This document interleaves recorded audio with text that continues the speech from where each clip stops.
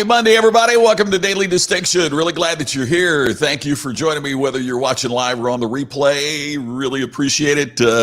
Got a pet peeve to share with you today. We're going to be talking about my least favorite show on television. Yep, my least favorite show on television is what we're going to be talking about today, Undercover Boss. And I'm going to tell you why it is my least favorite show on television. So that's coming up today. We're trashing Undercover Boss here today. And I think you should too. And I'll tell you why coming up. That's today's Daily Distinction. Glad to see you. And hey, don't forget, if you haven't signed up already, I'd like for you to join me Tuesday, tomorrow, having a special webinar at 11:30 Eastern, 8:30 Pacific. We're going to be talking about the 3 critical reasons that a small business fails to stand out in today's hyper-competitive market. The link is available on all of my social media pages. I will post it again here, but would love for you to sign up. Some of you already have, and I appreciate that, but would love to see you tomorrow morning. Ernest, thank you for sharing and jumping on here. And happy Monday to you in Lubbock. And Curtis is always on the road, Mesa, Arizona today. See, it's 82 here, so usually it's about 7 or 8 degrees warmer there, but it's not unbearable, I guess, there. Charles is in very warm Santa Clara Valley today. Sunny, though. Hope it's clear. You've had certainly your problems with smoke over there, Charles. Good grief. Hey, Monday is here. You're right, Brian. Good to see you. Thanks. We can get started now that the gang is here. Thank you for being here. Appreciate it. Hey, by the way, if you're watching on the replay as well, the reminder about the Distinction Summit, it's coming up October 16th to 18th. You just go to distinctionsummit.com to learn all about it. You get $100 off with the code DISTINCT2020. We'll be revealing some new special guests coming up tomorrow. But please know that we already have a couple lined up that are going to be with us. And that's Sage Steele of ESPN, the famous character actor Glenn Morshower from the hit TV shows 24 and The Practice. I say that every time. The resident, not the other one. And Glenn will be here with us on that.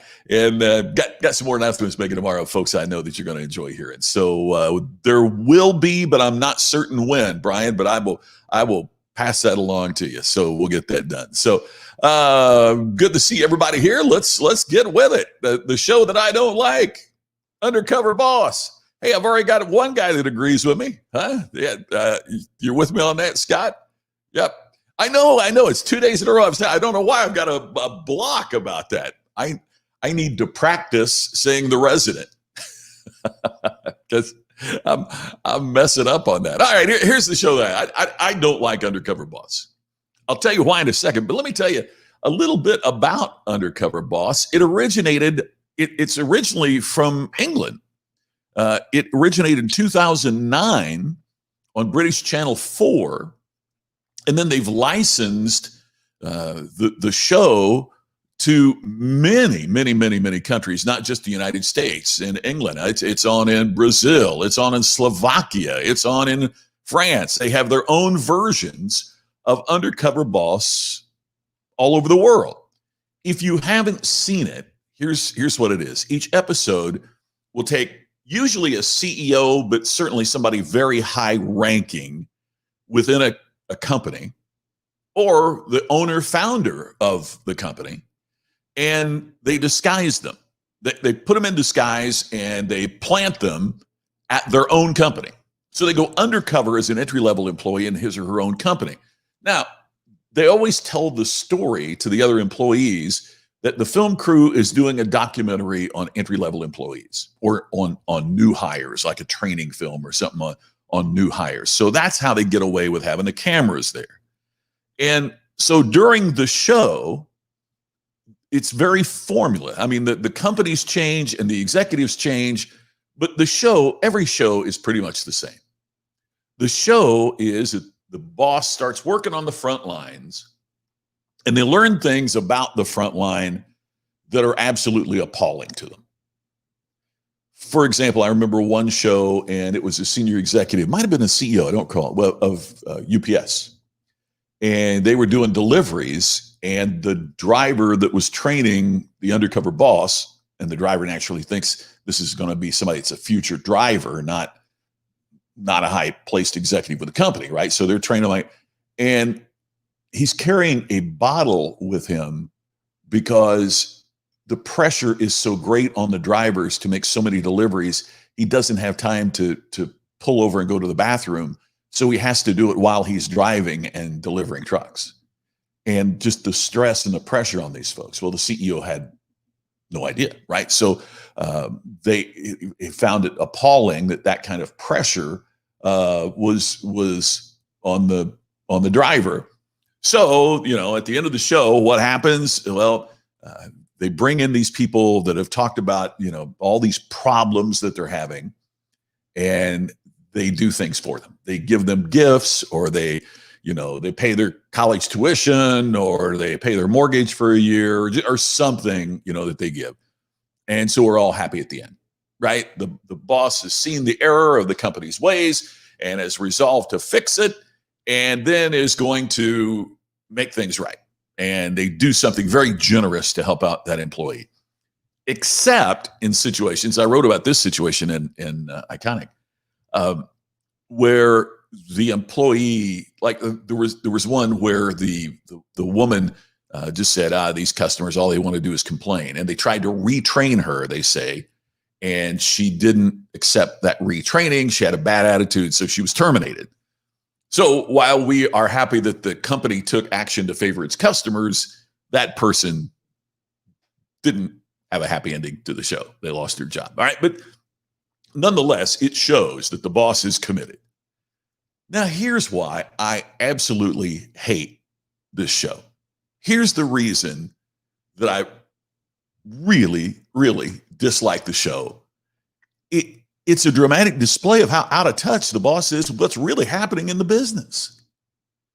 Why would you ever let your boss go on a show to demonstrate how out of touch they are with what happens on the front lines? And conversely, what kind of boss that's a good boss is that out of touch? You got to know what's going on in the front lines of your business. And here's the other thing I think every time I watch the show, if they're that clueless about their frontline workers, how much trust do you have in what they know about their customers? If they don't know what their employees are doing on the front line, how in the world do they know anything about what their customers? It's just, it's ridiculous. So what do we learn from this? Well, first of all, we learned don't be an undercover boss, right? I mean, you've got to be a little older to get this, but they used to say, what are the 6 most dangerous words that a CEO could hear? And it was, Mike Wallace is waiting in the lobby. 7 words. All right. What's 7 worst words that a CEO could hear? Mike Wallace is waiting in the lobby. Remember when he was on 60 Minutes and man, he just tear people up. And I could never understand why would you allow yourself to be put in that situation? But beyond that, how did you get in the situation now all of a sudden Mike Wallace is looking at you? I mean, and for these undercover bosses, is it that they think that, they're going to be the one that isn't surprised by what's going on the front line? That's the whole show. But here's the key. Many of us, and I know from knowing you folks, that we're not managing enormous companies. We're entrepreneurs. We're small business people. We are independent people. So it's not like UPS where the CEO is so many levels away from the frontline driver. But 2 things about that. Number 1 is, I don't care how big your company is, you better know what's happening on the front lines. I mean, you better know what's irritating the people on the front lines. You'd better know, for example, the pressure on the driver so much that they can't even stop and go to the bathroom. The CEO needs to know that, because conversely, if you don't have time to stop and go to the bathroom, you also don't probably think you have the time to take care of the package that you're putting on the front doorstep. Have you seen that? It's made the rounds on Instagram and TikTok about the different way that that things are delivered. Here's the way that Amazon delivers. Here's the way that UPS delivers. Here's the way that FedEx delivers. Funny video making the rounds with several different people posting the same thing and the same. But it's that, there's more care from one carrier than another. The point being, if you don't know that they don't have time to go to the bathroom, you also don't know how the packages are being delivered, and that's the core of the business. I have noticed. I'm not picking on any one particular company. It's just a company that I grew up around. Where I'm from, Crothersville, Indiana, just a few miles north of Crothersville, is Columbus, Indiana. And I lived in Columbus for many years, worked in radio there, and the home of Cummins engine. So if you see Cummins diesel, Columbus is the home of Cummins. And many of the folks from Crothersville, my dad worked there for a while. Many of the people from my hometown work at the Cummins factory. Okay, so when I was a kid, the CEO of Cummins at that time had worked on the floor. He had worked in the factory. He had worked his way up through the organization. How many Fortune 500 companies now do you suppose there are that the CEO worked in the plant? I mean, I'm not talking about a company like Amazon where the founder, have you seen the picture of Jeff Bezos sitting at the desk that's really a door on concrete blocks kind of thing? And that, I'm not talking about that. I'm talking about, very few. McDonald's prides themselves on most of their CEOs have actually, when they were kids, worked at McDonald's, and so they've been on the front line. But I see in so many organizations and in so many companies, this extraordinary distance. They want them to know EBITDA, and they want them to be MBAs, and they want them to know financial aspects. Yeah, zero, Charles. And that's why they don't get customers. So if you can become distinctive at what you do, that's how you fight the big boys and girls, is be so close to the customer, be so unique in how you serve that they can't match that. Look, I know that Amazon has damaged and in some cases destroyed many businesses out there. But I think in some ways, and I want to be careful how I say this, but I think in some ways it's not Amazon's fault. Because if ordering online and delivering in a couple of days is a better experience than I can have going into your store where you control the environment and you have the people, and if you can't create a better experience by shopping there, then I can get ordering it online. Why wouldn't I order it online and just have it? I mean, we've got to figure out these ways to stand out. I mean, Apple does it. Now you can say, oh, look at all the billions that Apple has to create that experience. But at the end of the day, they built it from scratch and they made it unique, and they have higher sales per square foot than Tiffany's, the highest sales per square foot of any major retailer. Why? Because most times is a great experience going in the Apple store. Now, sometimes their success, I think, lately has damaged them because it's hard to get somebody to wait on you. And, the people think they're so cool because they work there, they get out of touch. But nonetheless, we've got to figure out these ways to stand out in the marketplace. And the way you do that is through the experiences that customers have on the front line and the experiences that your employees have on the front line. And when you can create that kind of experience and you're so connected with what's really happening with your customers, man, you'd be the most boring episode of Undercover Boss in history. You know why? Because there wouldn't be anything that would surprise you. There wouldn't be anything. I mean, that to me would be the ideal episode of Undercover Boss, is that the employee has nothing to share but good things with the undercover boss. We got to get closer to customers. We got to get closer to the front line. And we got to take advantage of those who don't. Seriously. I mean, one thing that strikes me is people complain about Amazon, But have you tried to use the website of the people that are complaining about it? Now, look, I realize Amazon had, but it's just so simple. It's just so easy. How could you reduce the friction that customers have?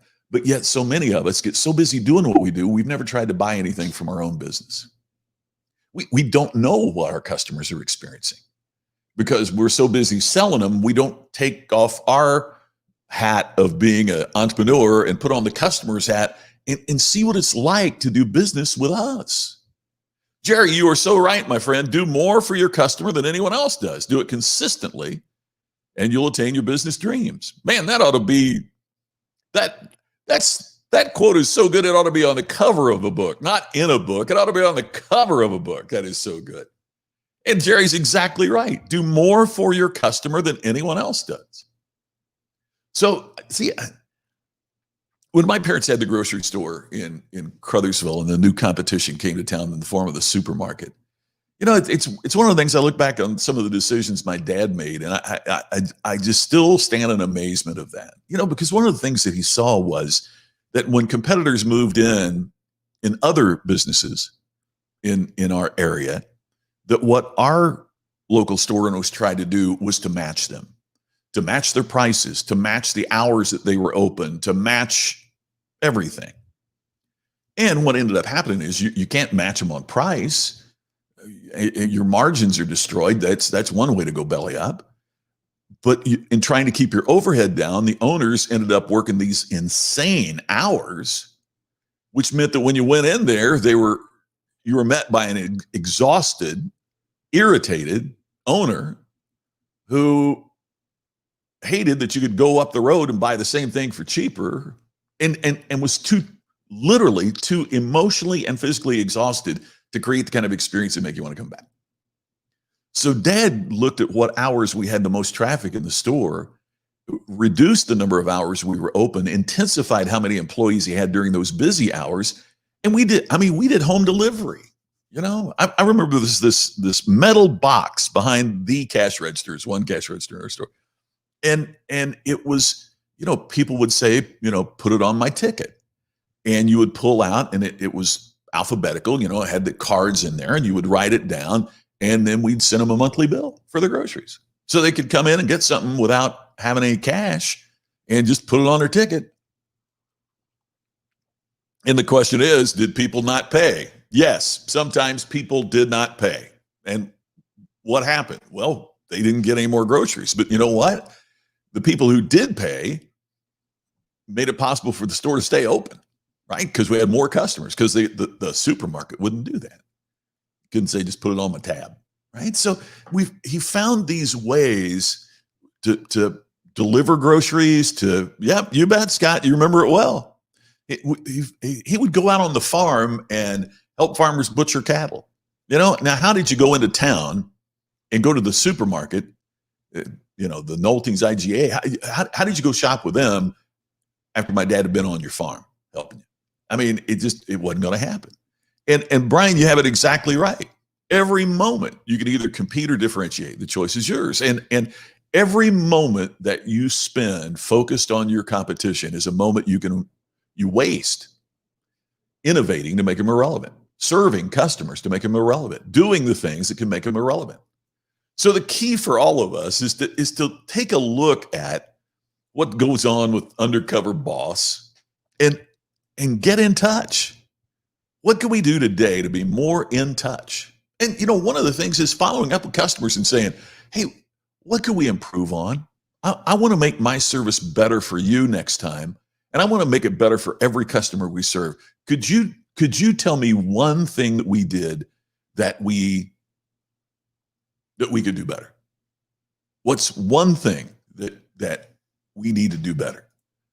Ernest, yeah, they didn't extend credit and the Giants have been absorbed and merged and failed. I mean, they run such a low margin business that they don't think about. I mean, and that's the other thing. I mean, if you shopped at Whole Paycheck or Whole Foods, the prices there, they're not even trying to compete on price there, right? But they found this space in the marketplace where they could be different from Kroger or Vons or Smiths or whoever your local Safeway, whoever it might be, right? And so that one aspect has made such a significant difference. Jerry, you bet. Respect your customer, respect their time, respect their money. That's how you spell paycheck. Yes.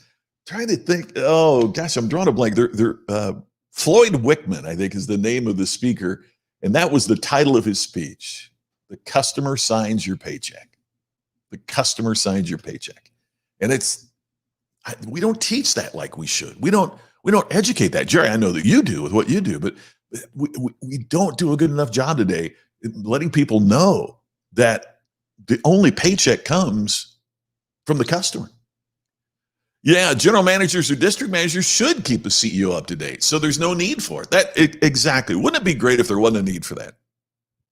Wouldn't it be great, Charles, if although I would love for my competitor to be on Undercover Boss, because I could use that as an example of how out of touch my competitor is with the front line. Frustrating. So our goal is to stay attuned to what's going on where, as they used to say in tire commercials, where the rubber meets the road, to be attuned to what's happening, to be attuned to what our customers are experiencing, to be in touch with what the people that work with us are experiencing, because that's where it happens. And if it doesn't happen on the front line, it's not going to happen where it needs to, right? Where it needs to. Hey, one last reminder in case you're getting in here late. When you sign up for the Distinction Summit, you get $100 off when you enter the code DISTINCT2020. Just go to Distinction Summit. We're going to have an announcement tomorrow on some new guests that are going to be a part of it that I'm really, really excited about. I will post the link if it's already there in another place, but if you haven't seen it, I will post the link here shortly on all the places that this show is on for our special webinar coming up tomorrow morning, 8:30 Pacific time, 11:30 Eastern time, the 3 critical reasons a small business fails to stand out in the marketplace. We're going to go about somewhere between 30 and 45 minutes with that. And I hope to see you there. I would love to have you be there. If you haven't signed up, please do so. It's absolutely free. Look forward to catching you there. Yes, Charles, he was a brilliant real estate coach. Brilliant real estate coach. One of the best. One of the best. So that's all for today. Really glad you've joined us, and I look forward to talking to you again tomorrow. Same time for our next edition of Daily Distinction. See you tomorrow.